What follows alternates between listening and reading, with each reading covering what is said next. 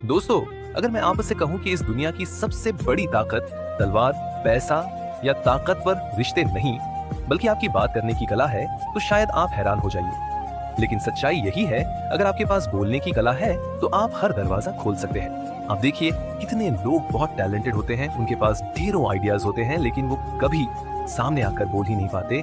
और वहीं दूसरी तरफ कुछ लोग होते हैं जिनके पास उतना बड़ा नॉलेज नहीं होता, लेकिन सिर्फ अपनी कम्युनिकेशन स्किल्स की वजह से वो भीड़ में अलग दिख जाते हैं। दुनिया में सिर्फ नॉलेज ही काफी नहीं है, बल्कि नॉलेज को सही ढंग से प्रेजेंट करना आना चाहिए। अब सवाल उठता है, बोलने की कला सीखी कैसे जाए? तो सबसे पहली बात, ये मत सोचिए कि अंग्रेजी आ गई तो आप अच्छे स्पीकर बन गए, क्योंकि भाषा सिर्फ एक माध्यम है, लेकिन कम्युनिकेशन एक कला है। चाहे आप हिंदी में बोलें, बंगाली में, तमिल में या अपनी कोई भी मातृभाषा में, अगर आपकी बात करने की कला अच्छी है तो लोग आपको सुनेंगे, समझेंगे और मानेंगे।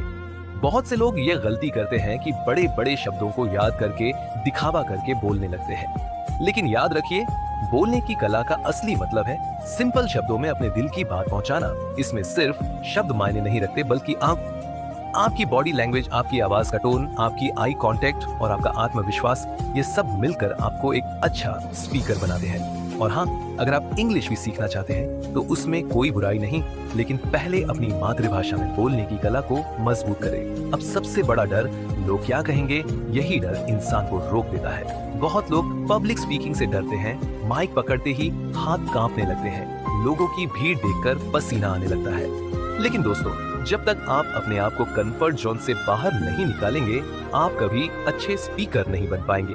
अगर आपको तैरना सीखना है तो पानी में उतरना ही पड़ेगा।